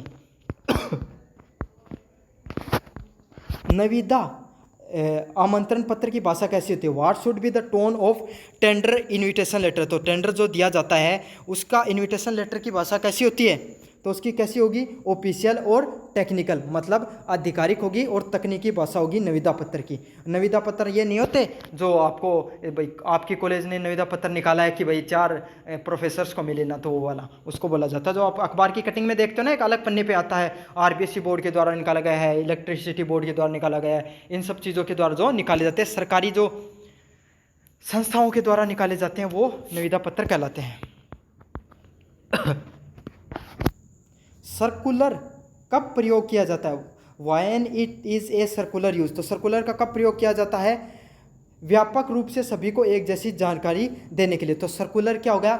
एक जैसा, जैसे कि आपकी कॉलेज है तो उसकी कॉलेज में एक सर्कुलर भेजा गया कि आपके जो सभी बच्चे, आपकी जो एग्ज़ाम है वो 15 तारीख से शुरू होने वाली है। तो ये क्या हो गई? ये सभी बच्चों को एक साथ जानकारी देने को मिल रही है, तो इसको क्या हो गया? ये एक सर्कुलर के रूप में जाना जाएगा इसको। ज्ञापन और सर्कुलर में किस चीज़ का मुख्य अंतर होता है? तो इसमें क्या होता है? पर्पज और ऑडियंस का। तो मैंने बताया था, ये तो आपको पहले भी करा दिया था, उद्देश्य और प्राप्तकर्ता का। तो अच्छे से समझ लेना, टेक्निकल क्वेश्चन है, अच्छे से याद कर लेना। किसका? उद्देश्य और प्राप्तकर्ता, कि कौन प्राप्त कर रहा है और उसका उद्देश्य क्या है, इसका अंतर होता है सर्कुलर और ज्ञापन का। ऑर्डर प्लेस करते समय स्पष्टता क्यों जरूरी है? तो आप कोई ऑर्डर कर रहे हो कि कोई भी चीज़ का, तो उसमें ऐसे थोड़ी है कि आप कुछ भी लिख दोगे। तो उसमें क्या होना चाहिए? उसमें आपको भ्रम से बचने के लिए हर चीज़ों को अच्छे से समझाना पड़ेगा। जैसे कि आप अमेजोन से, मतलब आप एक बुक आपकी सीरीज़ मंगा रहे हो, तो वहाँ पर आपको फिक्स लिखना पड़ता है ना कि 2 सीरीज़ मंगानी है, इस चीज़ की मंगानी है, यहाँ पर मंगानी है। तो इससे क्या होगा, किसी भी प्रकार के भ्रम से बच जाओगे। अब आपने क्या किया, आपका आप रहते तो हो मान ली गली नंबर 1 में, और आपने एड्रेस दे रखा 10 नंबर गली का। अब आपके पास जो अमेजोन वाला आकर फ़ोन करेगा कि सर कहाँ हो आप, तो आपने कह दिया साहब मैं तो 1 नंबर गली में हूँ। तो इससे क्यों जगो दोनों का बीच में कंफ्यूजन हो जाएगा, वापिस चल जाएगा ऑर्डर। तो इससे बचन के लिए थान क्या करना चाहिए, भ्रम से बचन के लिए ऑर्डर प्लेस करता समय स्पष्टता रखनी है। अगले नंबर, यदि कोई कंपनी बार बार गलत डिलीवरी करती है तो ग्राहक को किस प्रकार के पत्र लिख सकता है। तो ग्राहक किस प्रकार का पत्र लिख सकता है, शिकायत पत्र लिख सकता है। तो इसमें क्या ही समझाऊँ आपको, समझाने वाली चीज़ है नहीं, ये तो आपको आती है। टेलीफोन पर बात करते समय किस प्रकार का शिष्टाचार है वो माना जाता है। तो टेलीफोन पर बात करते समय आपको किस प्रकार का टेलीफोन शिष्टाचार बोलना चाहिए। तो इसमें से कौन सा उदाहरण है, पहले नमस्ते करो, हेलो कहना और पहचाना। तो एक हाँ भाई, या तो अंग्रेजा की भाषा है ना, हेलो पता है, हाँ राम राम के डंगे भाई साहब, ऐसी बातें करते हैं ना अपन। तो वही बात है, पहले स्टार्टिंग में थोड़ी किसी तो जाता है अफाया खा दियो कि भाई साहब 4 बोरी खल की भेजनी, यह बात तो कौन खाना था। पहले तो हाय हेलो ही होती है सबके साथ, चाहे कोई हो, बात तो हाय हेलो से शुरू होती है, बातें तो बाद में आगे बढ़ती हैं जीवन में। तो यही होती है, पहले आप किसी से बात करो तो नमस्ते करनी है आपको। समझ में आ गया। ये बातें मुझे शायद बताने की जरूरत नहीं थी आपको। यदि कॉल ड्रॉप हो जाए तो व्यावसायिक टेलीफोन बातचीत में क्या करना चाहिए। तो मान लो आप किसी से बात कर रहे हो और बात करते करते आपका फ़ोन कट जाए तो आप क्या करोगे। ये निर्भर करता है ना कि फ़ोन किसका आया हुआ है। पहली बात तो फ़ोन किसी इमरजेंसी व्यक्ति का आया हुआ है तो वापस करोगे, और ऐसे लग रहा है कि आप तो काटना ही चाहिए तो कोई दिक्कत कोई नहीं है ना। लेकिन मान लो कोई इमरजेंसी का आया हुआ है तो क्या करोगे आप वापस कॉल करोगे। कहाँ गया इसमें, वापस कॉल करोगे। और ज़रूरी नहीं होता कि वापस इंसान कॉल भी करे, काफ़ी बार लगता है कि कट जाए तो अच्छा हुआ। 3 नंबर प्रश्न है, व्यावसायिक अभिवादन में निम्न में से कौन सा उपयुक्त है। Which of the following is an appropriate professional greeting. तो प्रोफेशनल जब आदमी बात करते हैं ना, जो प्रोफेशनल ईमेल आती है आपके पास की, जैसे काफ़ी बार जो ये नहीं करते क्या मार्केटिंग वाले करते हैं आपके पास, तो वो ये लिखेंगे hello my name is dash, आगे देंगे कि मैं इस चीज़ के लिए आपको ये चीज़ ये ईमेल की गई है। तो ये ऐसे ही होगा, प्रोफेशनल बातचीत करेंगे तब। और इसका क्या होगा, ऑप्शन नंबर बी होगा, hello this is name speaking. अगले वाला प्रश्न है, इस पर हो सकता है कि इस यूनिट से अगर पेपर 8 बने तो कम प्रश्न आए। एक प्रभावी पावर पॉइंट प्रस्तुति में, लेकिन प्रश्न पढ़ने हैं आपको, फिर भी आगे हार्ड क्वेश्चन आएंगे। एक प्रभावी पावर पॉइंट प्रस्तुति में स्लाइड की संख्या कैसी होनी चाहिए। तो भाई आपको किसी को अपनी बातें कहनी होती हैं तो आप क्या करते हो, छोटी कम मैसेज लिखते हो। समझ में आ गया ना। तो ऐसे ही अगर मान लो आप कोई कंपनी में काम करते हो और आपको अपने सारे स्टाफ को चीज़ें समझानी है, तो आप क्या कैसी जो पीपीटी बनाओगे उसमें क्या कम से कम चीज़ें लिखोगे और अपनी आवश्यकता के अनुसार ही चीज़ें बताओगे। तो समझ में आ गया ना। आप कभी कंपनी में वगैरह में बहुत बड़े अधिकारी बन जाओ, आप समझ लो कि डीएसपी बन गए और आप अपने जो एसपी उनको समझा रहे हो कि आपको ऐसे करना है जिले पर काम, तो आप कैसी पीपीटी बनाओगे अपने साथ वाले से। उसे एक होगी काम की चीज़ें रखनी आपको सिर्फ।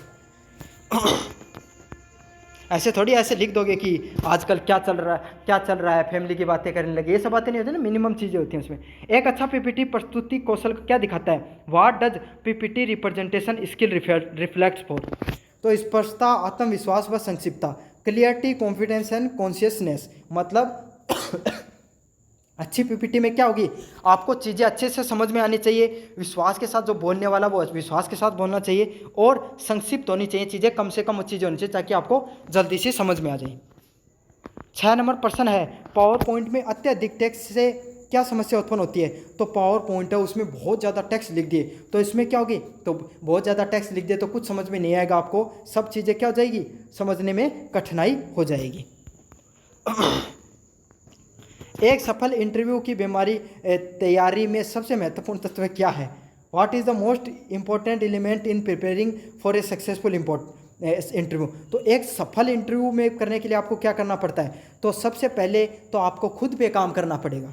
समझ आएगा। आप सफल होना चाहते हो कोई भी इंटरव्यू पे तो क्या करोगे, आपको पहले खुद पे तैयारी करनी पड़ेगी। मैं बताऊँ आपको इंटरव्यू की तैयारी कैसे करते हो। जैसे एक दिन लड़के इसको अच्छे से समझ पाएंगे, एक दिन लड़के क्या हुए, वो बोल के गए कि साहब मैं तो घर वाले से बोल के गए कि आयो मैं तो 6 बजे तक घर आ, और आप चले गए अपने दोस्त के साथ कहीं घूमने को, रात के 12 बजे पर आए। मम्मी ने आते आपकी कान पकड़ लिया कि कहाँ था बेटा, तो मम्मी पापा दोनों ने पकड़ लिया। आप बोले कि मैं तो बस जा ही रहा था, बीच में जाते जाते हुआ क्या, मेरा दोस्त मिल गया। अब दोस्त की क्या हो गई, मम्मी बीमार हो गई, उसको हॉस्पिटल में अपन छोड़ने के लिए चले गए थे। समस्या आप ऐसे बताते हो कि पहले से आप क्या करते हो और इन सब चीज़ों को पहले से दिमाग में सोच के रखते हो कि मुझे क्या बताना है। एकदम कॉन्फिडेंस तरीके से आप कपड़े वपड़े एकदम सही से करके जाओगे, एकदम पूरी प्रिपरेशन के साथ जाओगे। तो यही चीज़ है, आपको कंपनी में इंटरव्यू में सफल होना है तो क्या करोगे, उस कंपनी की रिसर्च करोगे। तो आपको कंपनी की क्या रिसर्च करते हो, घर वालों के उदाहरण से बताऊं, ये देखो कि घर वाले सो गए या नहीं सोए हैं, या क्या कर रहे हैं, कैसा मूड है, यही रिसर्च करते हो ना आप। और कंपनी के माध्यम से बात बताऊं आपको, तो आप कोई भी कंपनी में सफल होना चाहते हो तो ये देखते हो भाई कंपनी का, कौन सी कंपनी की प्रोडक्ट बनाती है, इनके एम्प्लॉय कैसे हैं, इनका एचआर कैसा है, तो इन सब चीज़ों को भी आपका पता होना चाहिए। तो देखो आप 11 से 12 से निकले हुए हो, एचआर कंपनी की चीज़ें ये बहुत ज़्यादा डिफिकल्ट होंगी समझना आपके लिए, इसलिए मैं फैमिली के उदाहरण ज़्यादा दे रहा हूँ आपको, ताकि अच्छे से आप समझ पाओ इन सब चीज़ों को। इंटरव्यू में पूछे जाने वाले सवालों का जवाब कैसा देना चाहिए, तो कैसा होना चाहिए, संक्षिप्त, ईमानदारी से दिया और सटीक। समझ में आ गया। तो अब आपका पापा आपको पकड़ रहे हैं तो आप क्या होगा, छोटी सी बात बताओगे और सटीकता के साथ बताओगे, एकदम पूरी कॉन्फिडेंस के साथ बताओगे। पापा तो समझ जाते हैं लेकिन उन्हें फिर भी आपकी बात पर विश्वास करना होता है। और ईमानदारी दिखाओ नहीं दिखाओ ये तो आपके ऊपर निर्भर करता है। इंटरव्यू में भी ज़्यादा ईमानदारी दिखानी नहीं होती, मैं आपको पहले बता देता हूँ। तो इसका सही आंसर क्या होगा, ऑप्शन नंबर बी होगा। ईमानदारी जीवन में वही काम आती है जब तक आप सफलता प्राप्त न कर लो। 9 नंबर प्रश्न है, इंटरव्यू में बॉडी लैंग्वेज का क्या महत्व होता है। तो इंटरव्यू में बॉडी लैंग्वेज का क्या महत्व होता है, आपकी भाषा। जैसे कि आप घर पर आए, मैंने उदाहरण दिया लेट आए, लेकिन लेट आए आपका जो पैर आप धर रहे हो, किधर पड़ रहे हैं आपके, किधर की तरफ, और तो आप समझ गए आपके घर वाले कि बच्चे ने कुछ ना कुछ गड़बड़ किया है। तो बॉडी लैंग्वेज मायने रखती है ना आपकी। या आपने बोलना शुरू किया और आपकी जबान लड़खड़ा गई, तो इसका मतलब समझ गए कि कुछ ना कुछ गड़बड़ की हुई है। ऐसी चीज़ें आप समझ रहे हो ना, तो बॉडी लैंग्वेज मायने रखती है ना। ऐसा इंटरव्यू है, जब आप इंटरव्यू के अंदर इंटरव्यूअर को चीज़ें बताने लग रहे हो, आप रिसर्च के हो, आप अच्छे से चीज़ों को पढ़े हुए, तो आप एकदम कॉन्फिडेंस में सारी चीज़ें बता दोगे। तो बॉडी लैंग्वेज का बहुत ज़्यादा महत्व होता है। ये क्या करता है, आपके जो उत्तर देते हैं ना, उससे ज़्यादा इंटरव्यूअर है वो आपकी भाषा समझता है। तो घर वाले भी आपके जवाब पर ज़्यादा कम विश्वास करते हैं, आपकी बॉडी लैंग्वेज पर ज़्यादा करते हैं। 10 नंबर प्रश्न है, इंटरव्यू के दौरान यदि आप उत्तर नहीं जानते तो क्या करना चाहिए। What should you do if you do not no an answer during an interview. तो इंटरव्यू के दौरान यदि आप उत्तर नहीं जानते तो आपको क्या करना चाहिए। ये अच्छा प्रश्न है। अगर इंटरव्यू में आप उत्तर नहीं जानते तो आप स्पष्ट बता दो कि साहब मैं इस चीज़ का उत्तर नहीं जानता हूँ, तो वो स्वीकार कर लेंगे। ऐसे नहीं घुमा फिरा के बातें कर रहे हैं। तो पोलाइटली एडमिट द होनेस्टी, ईमानदारी से दिखाएं और माफ़ी मांग ले कि sorry I do not know the answer.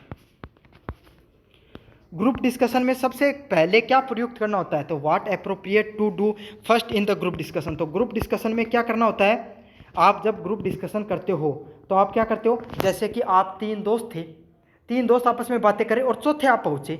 अब आप पहुँचोगे तो 2 मिनट पहले चुप रहोगे, उनकी बातें सुनोगे कि वो कैसी बातें कर रहे हैं। समझ में आ गया। तो वो ग्रुप डिस्कशन नहीं चल रहा है, तो आप क्या कर रहे हो, वहाँ पर पहले उनका विषय समझ रहे हो कि वो किस विषय पे बात करें, और फिर क्या करोगे, आप फिर उस पर बोलना शुरू करोगे, फिर आप उनमें से उस डिस्कशन में भाग लोगे। तो यही चीज़ है जब ग्रुप डिस्कशन में होती है तो आपको क्या होता है, पहले विषय को समझना और तर्क देना शुरू करना पड़ता है। Understand the topic and give the reasoning. एक अच्छा ग्रुप डिस्कशन प्रतिभागी कैसा होता है, तो एक अच्छा जो ग्रुप डिस्कशन करता है वो कैसा होता है। How is a good group discussion group. तो ग्रुप डिस्कशन पार्टिसिपेंट कैसा होगा, जो लॉजिकल बातें करेगा, संयमी होगा और सहभागी होगा। ऐसा नहीं कि आप देखते हो टीवी पर होते हैं जो टीवी पर डिबेट करने आते हैं, कैसे उछलने लग जाते हैं, बहुत बात पर गुस्से हो जाते हैं। ऐसा नहीं होना चाहिए। एकदम जो पढ़े लिखे लोग होंगे ना, वो एकदम संयम से बातें करेंगे, अच्छी बातें बताएंगे, तर्क से बातें करेंगे। तो आप भी कभी ग्रुप डिस्कशन करो, ज़्यादा उतावले होने की जरूरत नहीं है, आपका बारी आने दीजिए, सही से स्पष्टता से बात करें। अगर आपको सामने वाले की बात अच्छी नहीं लगे, काटने की बारी आई आपकी, तो आप उसको बहुत ही ईमानदारी के साथ सही से समय पर काटें और अपना तर्क रखें। तो यही होता है, आपको तर्कशील होकर संयमी और सहभागी बनना है। ग्रुप डिस्कशन में आपसी सहमति से असहमति जताने का तरीका क्या होता है। तो अगर मैं यही चीज़ बता रहा था आपको कि अगर आपको कोई सामने वाला व्यक्ति उसकी बात अच्छी न लगी तो आप क्या करोगे, आप उसे कहोगे मुझे आपकी राय का सम्मान है लेकिन मेरा मत अलग है। आई रेस्पेक्ट योर ओपिनियन लेकिन आई हैव डिफरेंट व्यू। मुझे आपकी बात तो अच्छी लगी लेकिन क्या हुआ कि मैं इससे अलग विचार रखता हूँ। समझ में आ गया आपको। ग्रुप डिस्कशन में समय प्रबंधन का क्या अर्थ होता है? What does the time management mean in group discussion? तो टाइम मैनेजमेंट क्या होगा? तो सबको बोलने का मौका मिले, उसी को क्या बोलते हैं? ग्रुप डिस्कशन में टाइम मैनेजमेंट के नाम से जाना जाता है। ग्रुप डिस्कशन में सक्रियता किसको प्रदर्शित करती है? तो सक्रियता किसको करती है? ध्यानपूर्वक चीज़ों को सुनने को और बोलने को क्या करती है ग्रुप डिस्कशन में सक्रियता। तो कोई व्यक्ति एक्टिव होगा तो वो सारी बातों को क्या अच्छे से सुनेगा और उनको जवाब देगा। 16 नंबर प्रश्न, ग्रुप डिस्कशन में विचार साझा करते समय आपकी भाषा कैसी होनी चाहिए? तो ग्रुप डिस्कशन में आप बातें कर रहे हो तो कैसी भाषा होनी चाहिए आपकी? आप क्या करने चाहिए? विचारशील, मतलब जो बातें बोलो उनमें तर्क होने चाहिए और सामने वाले को आपको सम्मान देना होता है। तो तर्क, विचारशील और सम्मानजनक आपकी भाषा होनी चाहिए। 17 नंबर प्रश्न है, प्रेजेंटेशन में नेत्र संपर्क क्यों जरूरी है? तो कोई भी व्यक्ति है, जब आप उसको प्रेजेंट करें अपनी चीज़ें, आपको किसी को अपनी भावना बता रहे हो, छोड़ो इस चीज़ को, आप अपने दोस्त को अगर कोई बातें बता रहे हो और आंखें से आंखें मिली हुई है, तो इसका क्या होता है? इसका अर्थ क्या होता है? एक दूसरे पे बातों पर आप ध्यान दे रहे हो। समझ में आ गया? इससे ज़्यादा कुछ समझाने की आपको जरूरत नहीं है। आप आंखें कहाँ मिला रहे हो अपने हिसाब से समझ लेना। एक प्रभावी प्रस्तुति में कौन से तत्व होने चाहिए? Which element are essential in a effective representation? तो एक प्रभावी प्रस्तुति में क्या क्या होना चाहिए? डाटा, एग्जाम्पल्स और बॉडी लैंग्वेज। मतलब जब आप एक अच्छी प्रस्तुति दो, अच्छे से अपनी बात रखो, तो उसमें क्या दोगे? आप एक अच्छा उदाहरण दोगे, है ना, एक अच्छी बॉडी लैंग्वेज होगी, एक डाटा होगा आपका अच्छा सा। ऐसे समझा दो, आप अपने दोस्त को कोई बात समझाना चाह रहे हो कि ऐसे समझिए, तो आप क्या कहोगे? देखो सामने वाले व्यक्ति को देखना एक बार, वो भी तो ऐसे काम करते हैं, तो कहते हो ना आप ये भी चीज़ें, है ना, और उदाहरण भी देकर देखते हो कि उसको देख लो, और डाटा भी रखते हो एक दो का, ऐसे आप जैसों का। तो वही होता है, जब प्रभावी प्रस्तुति करते समय आपको डाटा और उदाहरण और बॉडी लैंग्वेज का ध्यान में रखना होता है। टेलीफोन बातचीत के अंत में क्या कहना चाहिए? Thank you, you will be later. क्या कहाँ था? हाँ भाई, जो बात करांगा बाद में, यही कहो ना। तो लेकिन ये तो बात हो गई अपनी गाँवों की भाषा की या फिर शहरों की भाषा की। लेकिन वैसे क्या कहते हैं? धन्यवाद, फिर से बात करेंगे। ये बहुत ज़रूरी है ये बात बोलना, अगली बार बात करेंगे। अगले वाला क्या है? एक प्रस्तुति में दर्शकों से संवाद के लिए इंटरेक्शन का उद्देश्य क्या होता है? तो क्या होता है इंटरेक्शन का? Increase the participation and attention. तो सहभागिता और ध्यान बढ़ाने के लिए सभी से इंटरेक्शन, बातचीत करना जरूरी होता है। समझ में आ गया? अब बढ़ते हैं 4 नंबर यूनिट की तरफ। एक व्यावसायिक ईमेल में विषय पंक्ति, सब्जेक्ट लाइन कैसी होनी चाहिए? तो ईमेल में सब्जेक्ट वाली लाइन लिखी जाती है, वो क्यों लिखी जाती है, कैसे लिखी जाती है, उसके अंदर क्या होना चाहिए? छोटी होनी चाहिए और स्पष्ट होनी चाहिए। तो आपने लेटर लिखा होगा अपने उसके अंदर, ठीक है, अंदर लेटर के अंदर अपन सब्जेक्ट लिखते हैं ना, तो छोटा सा लिखते हैं भाई, अपने को इसलिए लिखा है छुट्टी चाहिए। तो वही बात है, ईमेल भी एक तरीके का लेटर ही होता है। इसके अंदर अगर आप कभी भी सब्जेक्ट लिखो, लिखते तो हो नहीं, लेकिन लिखो तब क्या लिखोगे? संक्षिप्त और स्पष्ट लिखोगे। अगले वाला है, what does the CC in email stand for? तो सीसी का अर्थ होता है कार्बन कॉपी। तो आप, एक होता है जिस व्यक्ति को आप भेज रहे हो, उसके नीचे एक सीसी का ऑप्शन होता है, कार्बन कॉपी। मतलब आप अपने दोस्त ए को भी भेजना चाहते हो और बी को भी सेम भेजना चाहते हो, तो जो सीसी वाला ऑप्शन है वो बी के पास आएगा। 3 नंबर ऑप्शन है, व्यावसायिक ईमेल का प्रारंभ किससे करना चाहिए? तो what is the correct way of professional email? तो आपको पता है प्रोफेशनल ईमेल में आप क्या लिखोगे? रेस्पेक्ट सर, मैडम और डियर। तो आप अपनी ईमेल खोलना, वहाँ पर कंपनी वालों के जो मैसेज आके रखते हैं ना, जो सोशल मीडिया वाला स्पैम वगैरह में, उसमें देखना, उसमें ये लिखा हुआ मिलेगा, रेस्पेक्टेड सर और मैडम। समझ में आ गया? और ज़्यादा मत खोल के देखना, रेस्पेक्टेड सर और मैडम के नाम पर वो आपके पैसे काट लेंगे कभी ना कभी, क्योंकि वो हैकिंग वगैरह से भी संबंधित होते हैं। वहाँ पर कई बार फ्रॉड लिंक देकर रखते हैं वहाँ पे। एक ईमेल में सिग्नेचर ब्लॉक का क्या उद्देश्य होता है? तो सिग्नेचर ब्लॉक करने का क्या क्या अर्थ होता है? To provide the identity and contact information. तो कोई भी इंसान है, वो उसने ईमेल लिखी और उस पर अपने सिग्नेचर भी करके भेजे, तो इसका मतलब क्या? उसको आपको पूर्ण रूप से पहचान हो जाएगी कि उस व्यक्ति ने लिखा है और सही में उसी का ही ईमेल है। समझ में आ गया? तो पहचान और संपर्क जानकारी देने के लिए। वर्चुअल मीटिंग में म्यूट करने का सही ऑप्शन क्या होता है? ऐसे समझ लो कि आप बातचीत कर रहे हो, वीडियो कॉल पर म्यूट कर दिया, तो इसका क्या होगा? आप क्या कर रहे हो? जब आप सुन रहे हो, तो जब आप सुन रहे होते हो तो जूम वगैरह पे मीटिंग होती है, तब क्या कर लेते हो? आप म्यूट कर लेते हो उसको। समझ में आएगा? इसका अर्थ है कि आप सुन रहे हो और सामने वाला बोल रहा है। अगले वाला प्रश्न है, वर्चुअल मीटिंग में कैमरा ऑन रखने का क्या लाभ होता है? तो वर्चुअल मीटिंग हो गई, जो ऑनलाइन मीटिंग होती है ना, उसके अंदर कैमरा ऑन रखने का क्या फ़ायदा होता है? तो आप show your presence and participation. तो इसमें यह पता चलता है कि आप उपस्थित और सहभागिता दिखा रहे हो, वरना कैमरा बंद करके आप कहीं अपने दोस्तों के साथ घूम रहे हो और आप बस ऑनलाइन दिखा रहे हो, तो इसे पता नहीं चलेगा ना कि आप क्या कर रहे हो।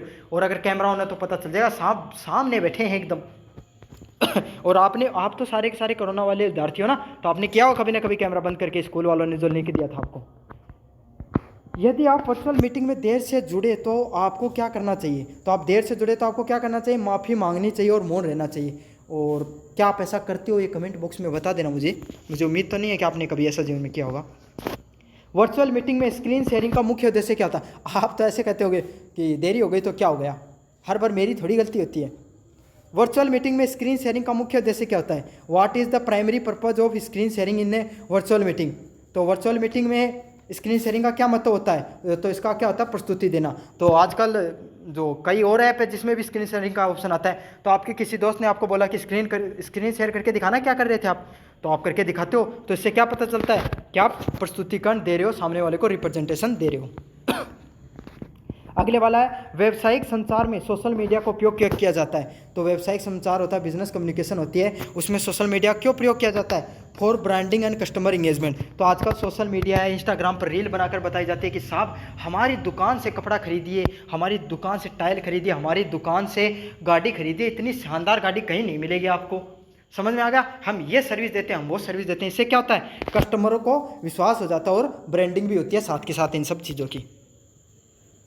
10 नंबर पर्सन सोशल मीडिया पर पोस्ट करते समय किन बातों का ध्यान रखना चाहिए? लैंग्वेज और प्रोफेशनल टोन। तो जब आप बात करते हो सोशल मीडिया पर, तो आपको एकदम भाषा का सही से प्रयोग करना चाहिए कि सामने वाले को समझ में आ जाए, और पेशेवर ढंग से भी बात करनी चाहिए। ऐसे नहीं कि आप हर कुछ लैंग्वेज बता रहे हो तो ऐसे लगे कि ये तो लोग आपको सीरियस नहीं लेंगे फिर चीज़ों को आपके। लिंक्डइन किस प्रकार के सोशल मीडिया प्लेटफॉर्म है? तो लिंक्डइन किस प्रकार का सोशल मीडिया प्लेटफॉर्म है? व्यावसायिक नेटवर्किंग। तो लिंक्ड और सारे जो इंस्टाग्राम, स्नैपचैट, व्हाट्सअप हो गया, यूट्यूब वगैरह हो गया, ये सब चीज़ों में क्या होगा, आपको मतलब बिजनेस से रिलेटेड कम चीज़ें मिलेंगी। लेकिन जो लिंक्डइन होता है ना, वहाँ पर आपको जितने भी कंपनी के सीईओ हो गए, वहाँ पर क्या आती हैं, बिजनेस से जो किसी को कोई वर्कर चाहिए, कोई डिजिटल मार्केटिंग वाला चाहिए, काम से संबंधित जितनी भी चीज़ें होती है ना, बिजनेस से संबंधित, वो नेटवर्क, वेबसाइट मार्केटिंग या प्रोफेशनल मार्केटिंग सबसे ज़्यादा कहाँ पर होती है? लिंक्डइन में होती है। 12 नंबर प्रश्न है, व्यावसायिक सोशल मीडिया अकाउंट में प्रोफाइल पिक्चर कैसी होनी चाहिए? तो कैसी होनी चाहिए? आपकी प्रोफेशनल होनी चाहिए और क्लियर होनी चाहिए एकदम। समझ में आ गया? तो कंपनी से संबंधित चीज़ें हैं तो भाई प्रोफेशनल तरीके से ही होनी चाहिए एकदम। 13 नंबर प्रश्न है, नैतिक शिष्टाचार, नेटिक्विटी का मुख्य उद्देश्य क्या है? What is the primary goal of netiquette? तो क्या होता है इसका? रेगुलेट द ऑनलाइन बिहेवियर को काम करने का बात करता है।